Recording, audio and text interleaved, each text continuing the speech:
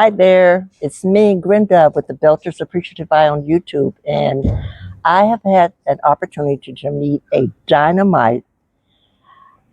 I want to say sister, but I'm not going to call her sister because she's not old enough to be my sister.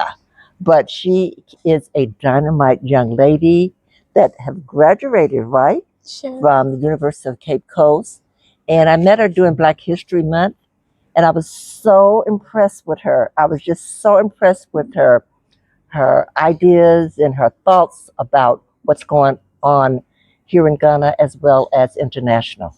It really impressed me. And so we kind of like played back and forth, texting each other with political things that are going on around the world and talking about politicians and all that stuff like that. Well, I found out that, and she shared with me that she had received a partial scholarship to the University of Ohio in the United States of America. And I was just elated, completely elated about it, because I know this one day, this young lady right here, one day will be the president of Ghana. I'm throwing it out in the universe right now. She is a real strong candidate for any position when it comes to the political world. And so only God knows where she's going to be, but she's going to be somewhere and doing things.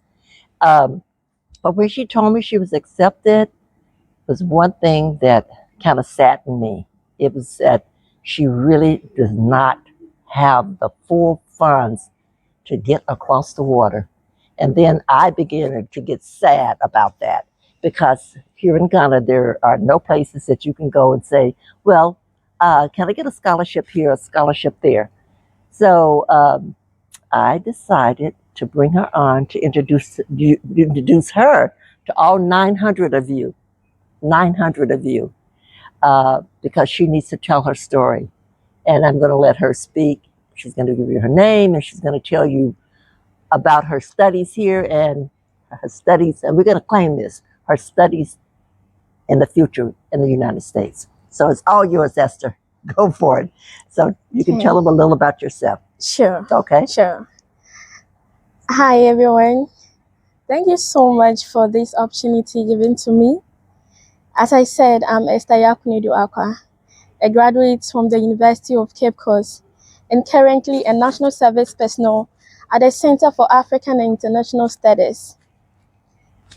Throughout my journey in the University of Cape Coast, I read many courses. I did programs.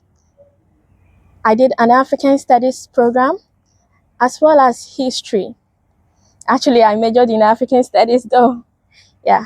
So I did a lot of courses when it comes to culture, African culture, specifically in the section of societies and cultures. Why? Because there is one thing that John Mbiti had it in me, that for you to know who you are, for you to become who you want to become, you first have to know who you are. Your identity is the first key. For that, if you lost your identity, you are nobody. That's really triggered me to study my courses. Courses that are affiliated to my hometown, where I come from, Ghana. So we learned a lot of cultures, the importance of culture, examples of our culture, and the power relations when we talk about cultures. At the end of these studies, I came to know that no, you can't just stand up and say something about someone's culture without you knowing how much that culture is. This joins us into ethnocentrism, which is the main accusation of today's story. People seeing their culture more superior than others. But for me, I really want to understand and appreciate each one culture, so that if there is situation, we can know how to handle every situation. I also came to know that development that we say, it varies. It is based on your culture, as well as environment influence culture. Culture influence the perception of people. So when you have to bring development into, let's say, Ghana, you were supposed to first understand the culture of Ghana and do not undermine the people. They are not wrong. It is no mistake that they are not having what you don't have. It is based on where they are, based on how they were raised. Everybody has their own different way of thinking. And that's what makes the world go round and makes a greater place for us. Sure. So Yeah. I actually accept global inclusion. This sparked my aim or my goal to pursue anthropology and a bit sociology. This is because anthropology is the study of cultures. It has many sections. We talk about archaeology, talking about the remains that depict the culture of the people. We have biological, we have all sections. But then that is why I am. So tell me this. How did you get so involved in this? I mean, when you first started here at the university, you started off as a freshman with not this much knowledge in your head, right? Sure. So growing up as a kid, did anything provoke this? Did like, oh, okay, you wait until what motivated you to go in this direction? Sure. Thank you so much. Mm-hmm. Well, I would say that when I was little, we found ourselves in the communities where you could see that in Ghana, in Africa, we have something called communal values. So what we do is that we do not neglect individualism. It finds itself in the communalism. This is it. If you are individual, you need to go out there and then make it. So after you've developed yourself, you have to bring it to the community to be able to impart it into people. Yes, this is different from the Western individualism that we talk about. Of course it is. It's quite different. Quite different. So we grew up in the societies that we work together. We were there. There is solidarity, like you being there for others. It was a key. So actually, we're being with our mothers. You could be in one family where there will be a lot of mothers. You could even be able to sit right beside your own mom. Right. Everyone is your mom. Right. Everyone is your dad. Yeah. So I learned it from there. I learned to appreciate my culture. It actually built who I am today. And when I went to the SHS, I learned about history. That is when I got to know a lot of writings, a lot of literatures about African culture. Basically, African history and culture. Yeah. And that's one thing that I personally can say that one thing that's missing in the other world that I came from. I'm not going to get into this and talk about it too much, but my experience from moving from one community to the other. Sure. Sometimes people don't even speak to you, but I know and I feel what you're saying because I was born in the South. I was born in the southern states, and we had a community. But you move all over the United States, you're not guaranteed that you're going to mingle or blend in with the community. Do you understand? Sure. So I think that, let me say this, I think that is one of the valuable things that we as diasporans come and see here, community. Sure. And people just taking care of people. Sure. And everybody's auntie and everybody's mama and everybody's daddy, So I grew up with that though. I grew up with that. Sure. Yeah, but not everybody did. Not everybody. Sure.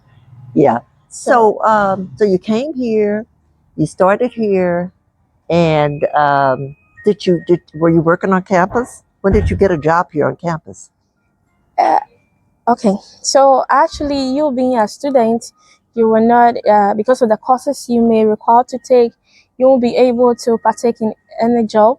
But then, after completing this university, we did a project work. Yes.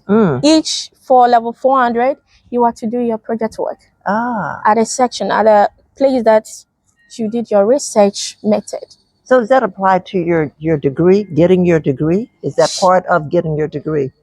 So they throw you into it. Now you're going to be thrown into it. Exactly. Yeah. So, well, they basically do that. They prepare you for what after. So they start with a research method where they teach you about literature and how to go about bringing a new topic and to work on it. So when you reach level 400, you are going to be taking project topics, your own. It's going to be your own. Yeah. So you use your own method, the one that you've studied already. Yeah. So for me, for instance, I work in culture because I did Of much. course. I'm very, very much interested. Yeah, very, very much interested. Yeah. So my topic, for instance, was the socio-economic effect of marriages in specific area in Ghana, Asin and Kumasi. Why that topic? This is because I want to understand and know more about polygamy. When we talk about polygamy, we have the cultural sense, we have the physical aspect, the social, everything counts. So if you look at just one particular point and you say that, oh no, polygyny is something, is this, is that, no, you're not being fair. And that's biases, which I seek further to look through much to see the advantage and disadvantage of this. Okay. So tell me this. Okay, so you're now a graduate. So you had an opportunity to apply for colleges. So how many colleges did you apply for to go on? Now you're going to go on and get your master's and then your PhD, and then you're going to become president. That's what you're going to be up there. You're good. I know you are. I believe that. Yeah, I know you are. So tell me, what was it like applying for those colleges? Yeah. Thank you so much. I would say that the first intention was that I could do my master's here, but then why outside? Why there? If I believe that if you want to tackle something to the root, you need to go to where it came from. You have to be at where the thing originated so that you can tackle it from the root.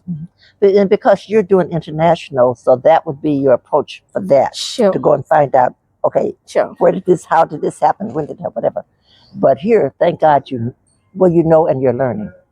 I'm finding out that a lot of my Ghanaian friends, people that I come in contact with, they don't know a lot about the history, but the same thing over in the U.S. also, same thing. Sure. We have a history major over here doing the Cameron. He has a degree in history.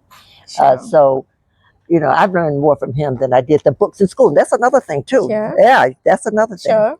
I'm sure that, is it being taught here? The Ghanaian history? Is it? That's another issue to talk about. It's very interesting. Because don't know even how to start it. The fact is that we do history here, but not much about the history of Ghana. And I'm not surprised though, because as I started, things were written in a way to favor others.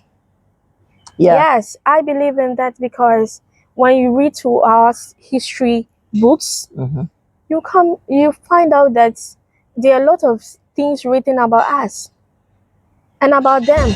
I don't want to mention, but then I want to make it specific that here we learned about history of Ghana since the when the Portuguese arrived here, and then to the end, George McLean, all those people who were able to come and then have encounter with us here. And we talk about we as the Gold Coast then and now. So we talk much of it that if you want to compare Gold Coast then to now, you see that there's a vast difference. Yeah. We had a lot of people, able leaders, and we got the best history. But then how many of them are being taught in the university? Yeah. And you have, after all, when you reach to a level 400, you are not even permitted to do anything concerning Ghana. Did you learn about the history of Ghana before the Portuguese? Before the Portuguese? No, because actually, what I believe that it starts from there. Yeah. Well, if we flip it over and we start talking about what we learned in school, it's not very much at all. Not very much at all. Sure. Sure. Like I said, if I didn't have the history guy over here, I probably wouldn't know as much as I do know. But and then they now we're not going to get into a lot of politics and stuff like that. But now they have a leader that just wiped it out completely. Wiped it out completely. You don't need to know anything about yourself. You know, stay dumb about your history. Okay, You so get it. how excited are you to? Would this be your? We can claim this. We're gonna claim this. You're going to Sure. cross that water, and you're going to go to the University of Ohio. She is going to go. Forgive me, audience. No, Is it- they know you behind the Is it camera. Ohio University It's or Ohio Ohio State. State University? Which one? Ohio University. Ohio in Athens. Yes, please. Okay, because I'm from Ohio. Thank you so we would have never known. Okay, but I Go just. Buckeyes. Oh God. So I want to know. I asked you about colleges that you had applied for, and was Ohio the first one that accepted you? And what was your reaction and your thoughts? Yeah, give us a little bit about that. Yeah. Thank you so much. Firstly, I applied for Kentucky. I don't know if you're familiar with Kentucky University. Yes. And I also applied for Arizona. Okay, And I also did same to Texas. Texas, Yes. So University of Texas. yes. Okay, And the Okay. last one is the Ohio. I think you made a good choice. Yeah. Yeah, I really do. I've been an Ohio person for 45 years now, and I do like you talking about community and stuff. I like the way that they have stayed connected. Okay, everybody there from Ohio, did you hear me? So therefore, we need your help here. Once we're getting down to the nitty gritty, and you did choose Ohio. Can you tell us why you chose Ohio? Sure. I'm very much interested in this one too. I chose Ohio. Not because it was the last application I did, because Ohio is a school of is a mixed school. If I want to say, it's a mixed school with varieties of cultures. Yeah. So people coming from each region, they are being accepted and treated at the same time at Ohio. Yeah, that's one aspect. Secondly, they used to come to my department. I do like you talking about community and stuff. I like the way that they have stayed connected. Okay, everybody there from Ohio, did you hear me? So therefore, we need your help here. Once we're getting down to the nitty gritty, and you did choose Ohio. Can you tell us why you chose Ohio? Sure. I'm very much interested in this one too. I chose Ohio. Not because it was the last application I did, because Ohio is a school of is a mixed school. If I want to say, it's a mixed school with varieties of cultures. Yeah. So people coming from each region, they are being accepted and treated at the same time at Ohio. Yeah, that's one aspect. Secondly, they used to come to my department, Center for African and International Studies. Yay, Yeah. Ohio. And last year they were here. Yeah. And they spoke much about what their vision and mission is. And I think like it's kind of reflecting imago. So Oh, why don't I wonderful. jump in and then Wonderful. grab this opportunity? Wonderful. That makes my heart warm. Very, very warm. I'm glad you chose it. I know we're going to get a lot of support from not just graduates and alumni from Ohio. We're going to get a lot of support from a lot of people.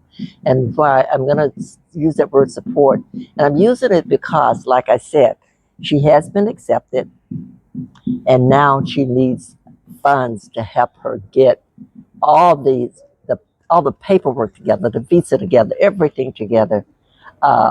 money for flights and stuff like that. Because when you get a scholarship, they don't say, okay, now here's a portion for you to go and get everything else you need to make this trip. So I'm here because I myself pour into individuals, and I don't want to sound like I'm saying male female, but especially to empower women to go forward, to stand up, to get the education they need so they can be a part of the community, a part of the continent, a part of the United States, a part of their, to just uplift that and bring that and pour it back into here.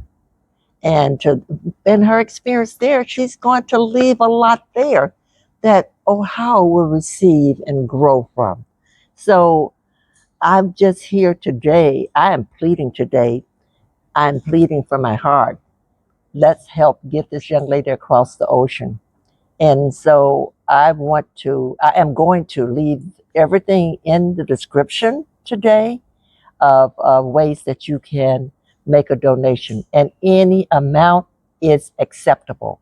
5, 10, 15, 20, 25, 30, 40, 100, 2,000, 1.5 million, whatever you have. I need you to just take that into consideration and know in your heart that you have a piece of Esther that will be on this side of the ocean eventually, bringing that back here. And you never know when you might end up here, because we have a lot of diasporas coming this way, a whole bunch. And we want you to continue to come. This is not a video to recruit, but I'm just letting you know the continent of Africa needs you. And so we're sending out strong warriors out to learn about other parts of the world, so the other parts of the world can learn about Africa, and Africa can learn about them. Doc, do you have any questions? You don't have any questions at all? Okay, not at the moment.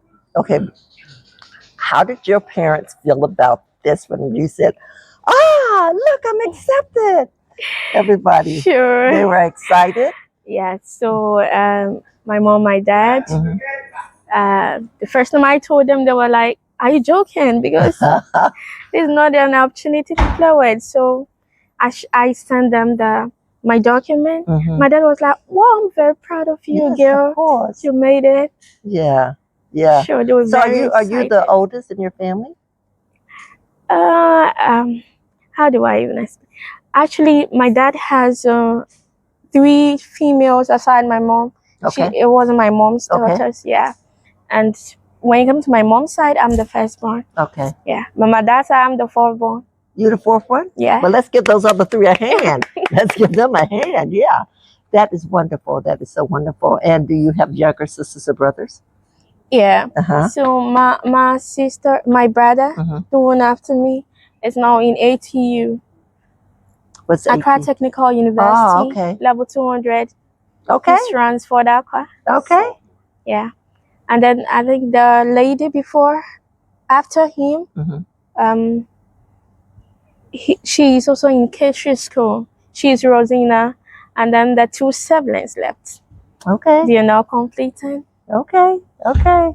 Your parents should be very, very excited about all of you. All of you. So what would, if you want to kind of like sum this up for my YouTube followers that will be watching this and sharing this with their friends and everything, what would be your last words to them? Not last words, but to sum this interview up. What would it be? My word to everyone out there is that if you're helping me today, I believe that whatever you do comes in returns to you. So therefore, if you help someone today, you're going to be helped tomorrow. And education is not something that one person only acquires. Giving back to the community, I think it's a whole package on its own. Yeah. So I'm coming back to give back to the community. I got a lot for Ghana. A lot for Ghana. I'm just pleading everybody. I know you do. I just know you do. I know you do. and you will be a great role model for your family, for the community, and for Ghana and the continent of Africa. Sure. Yeah, yeah. So I want to say we will be putting something in the description. We put a Zelle in, a Momo in, a Remitly in, however we want to send this money. She does have a deadline. She really needs to have money together by May 1. Today is the 20th or 21st. What is it? Today is 21st. Oh, I did it. My husband told me, because I don't know what the days of the weeks or the date of the week. And he told me, well, you're going to have to at least know the date of the week. No, I don't. I'm retired. I don't have to learn that. But seriously, on the serious side, I wish I could do 25 of these, 25 interviews like this a month. And that I know that we're helping to move these young people out into the world, and so that they can drop their nuggets wherever it is they go and pick up nuggets and bring it back here. So learning, like you said, about culture is so extremely important. So I'm going to Doc has something to say. Okay, Yes. Doc. The one thing to offer is that we are aware of a lot of young students from the continent that want to go to America and stay. But I've never heard you say, I want to stay. You've always Better said, not. I want to come back. And that's one of the things that We- intrigues us and causes us to be on your side. Because we know that people like yourself go over there, get whatever you need to get, but bring it back over here. And so that's the important piece. Yeah. Is Yeah. come back. Yeah. home. That's Yeah. the important piece. Sure. Yeah, I agree with you 100%. But we're gonna say bye, and guess what? We're gonna follow her. We're gonna follow this young lady.